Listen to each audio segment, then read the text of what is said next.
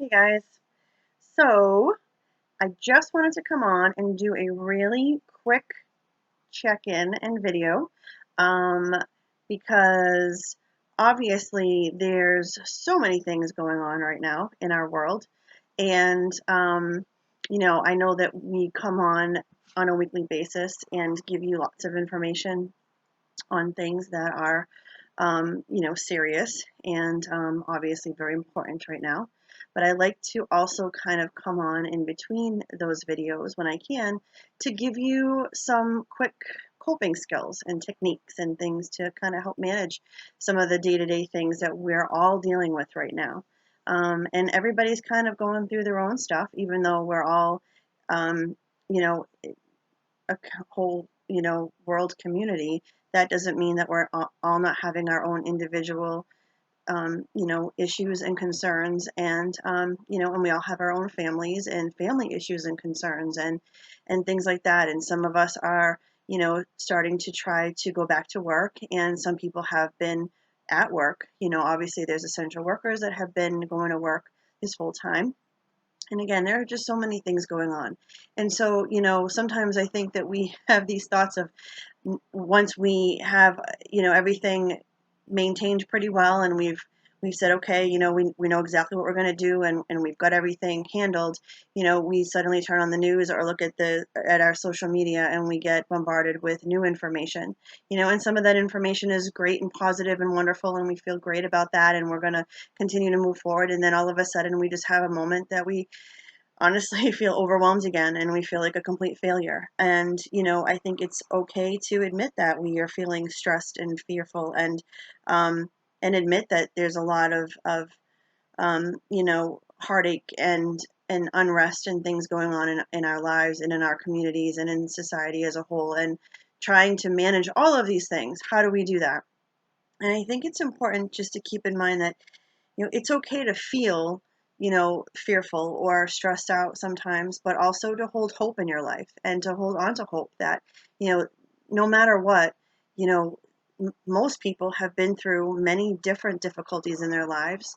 Many people have gone through trauma, unfortunately, obviously, but, remember that we've all found ways to get through those times. I'm sure if you stopped for a moment and looked at your life and thought to yourself, wow, I remember 5 years ago, 10 years ago, even 6 months ago, thinking to myself, this is one of the hardest things that I have ever had to deal with or have been confronted with.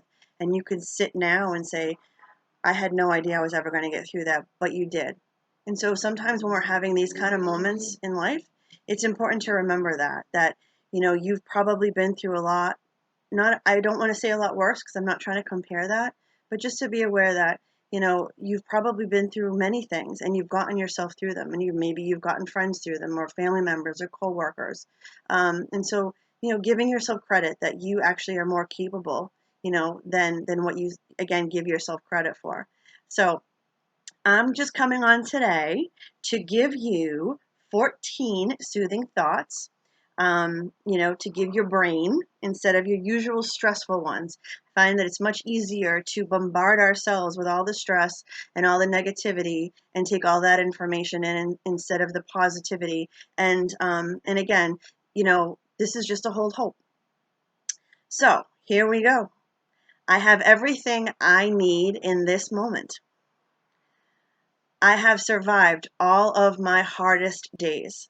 So just think about that concept. Like you literally have survived all of your hardest days. Like that may sound crazy, but you have. So anything that you have ever endured, you have come through the other side. And it's just something to remind yourself of your resiliency. You've made it. I am open to the lessons life is teaching me. So again, when people say the old adage, one door closes, another door opens. I mean, that's true. Sometimes we don't always recognize that we are being taught a lesson or that something really is happening for a reason. But sometimes if we just open ourselves up, we realize that we are being taught something for a reason. I don't judge or demean my own feelings. I let them in. So, again, I feel like we're being bombarded with people's opinions and feelings on things, and we're just trying to process all of that. And sometimes in the midst of trying to process all of that, we do start to judge our own thoughts and feelings as if whatever we're going through ourselves or feeling ourselves is wrong. And I try to tell my clients all the time, your feelings are not wrong. You can't tell someone that their feelings about something, that they're wrong about that. How you respond to your feelings, how you process them, and what you then do with them, and how you're reacting to them, that's a whole different conversation. But when someone tells you you can't feel a certain way about something, or that you feel wrong about something, that is not anyone's place to say. I don't tell anyone that I sit in front of that, oh, you can't feel that way, or you shouldn't feel that way about that. We explore why maybe you feel that way about something. And again, we explore how you're managing that afterwards. But we need to understand that we're feeling a certain way for a certain reason, and that's okay. And again, unless it's affecting us negatively, and if it is, again, we explore that and we figure that out. But other than that, we sit with that, and we allow our feelings to be there. And I know it's not comfortable to feel sad about things and to feel frustrated about things sometimes, even angry about things. So often we talk about anger as, oh, this is an awful feeling to hold on to. But there are times when we do need to embrace our anger and again understand where it's coming from. We don't want to hold on to it for too long. Again, we want to try to process it and maybe turn it into something positive or turn it into something productive. But again, all of our feelings are here for a reason. We're not supposed to just be happy all the time. It doesn't work that way. I'm both a masterpiece and a work in progress. Again, reminding ourselves that none of us are perfect, and that's human nature. That's who we are. We're all becoming, and we should embrace that as well and stop putting so much pressure on ourselves to be perfect. I have enough, I do enough, and I am enough. I am strong, calm, and stable. I know that the last time I came on, we talked about, positive affirmations. That is a beautiful affirmation. I am strong, calm, and stable. And sometimes we have to remind ourselves that we are those three things, especially if we're having a moment when we're starting to feel a little anxious about something, or having one of those moments of feeling a little feeling a little out of control. I've done hard things before. I can do it again. I love and accept myself just as I am. Everything will come together as it's meant to. Mountains don't rise without earthquakes.